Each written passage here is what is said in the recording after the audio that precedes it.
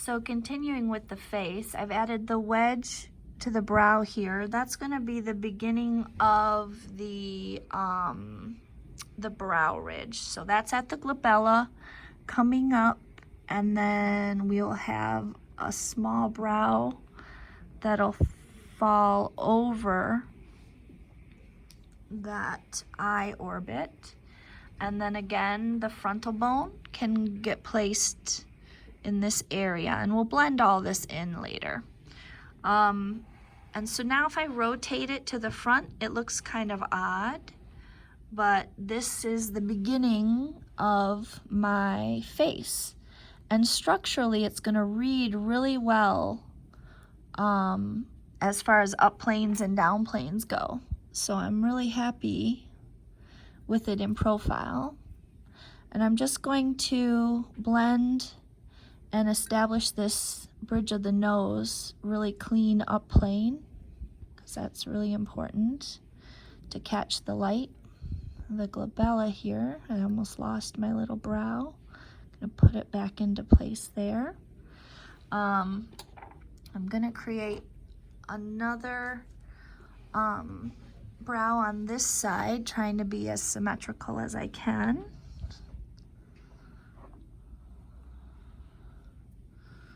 With the shapes, just trying to get that curvature and the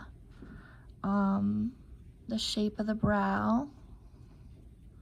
Might be a little higher. Press it a little bit lower. I'm going to put a little flat part in for that frontal bone that I'll blend in. So that's really the forehead there, that frontal bone area. I'm kind of going to blend the side planes here of the nose at an angle so that they blend back into the face. I will put 2 small orbs on the side of the nose. That will represent the nostrils, and I can finesse that later. But I'll put 2 little nostrils on there to kind of begin creating the structure of my nose.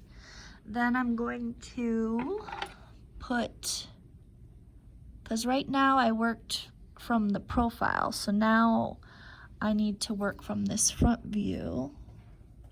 So I'm going to put a little round spherical shape at the tip of the nose, so that I have this 3D projection of the nose again, because I've been kind of mushing it back as I'm modeling it.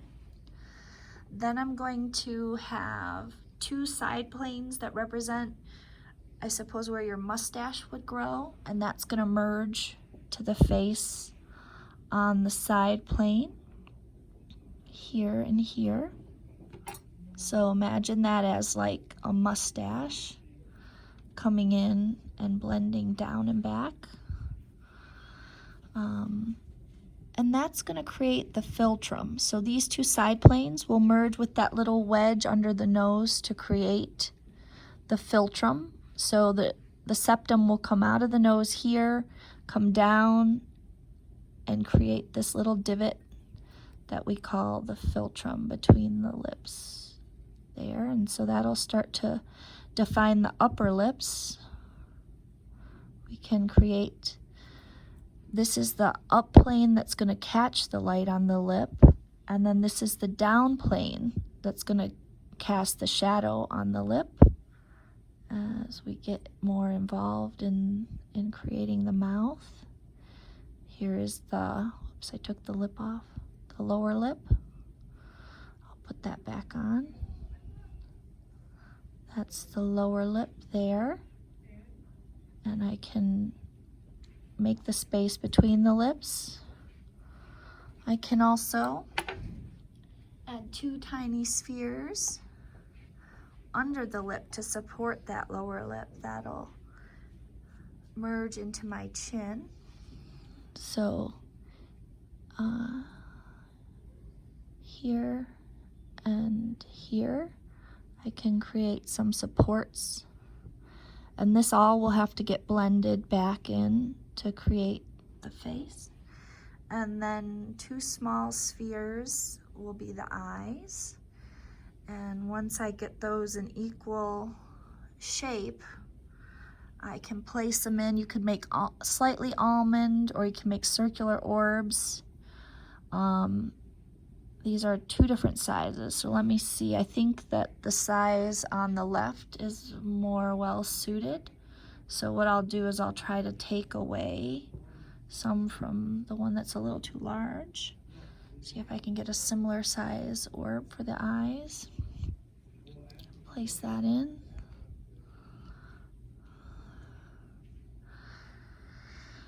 So once those orbs are similar, we could then start to try to add a little bit to the eyelid.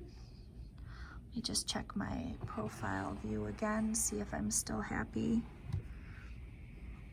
I have to blend this little nose part in.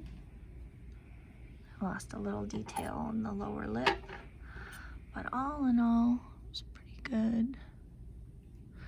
Cut away a little here.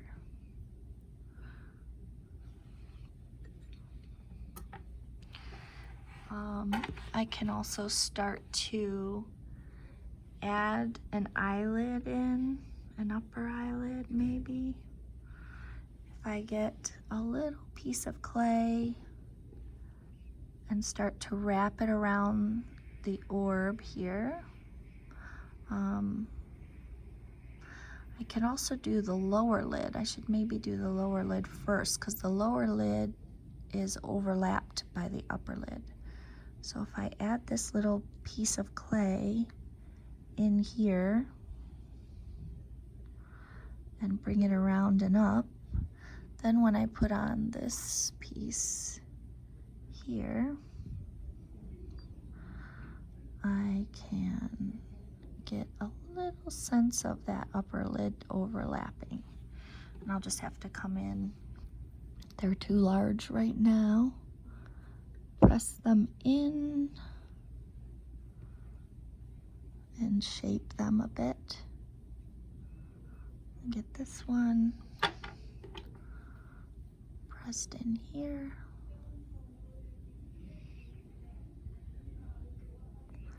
And tucked under.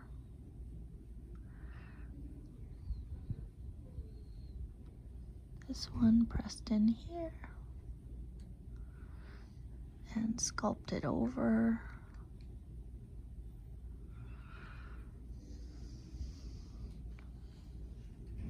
It's a little too big. I've got to press this in more. It's not cradled in the eye here. This is a little bit big of an eye, but you get the idea of how the eyelids would work.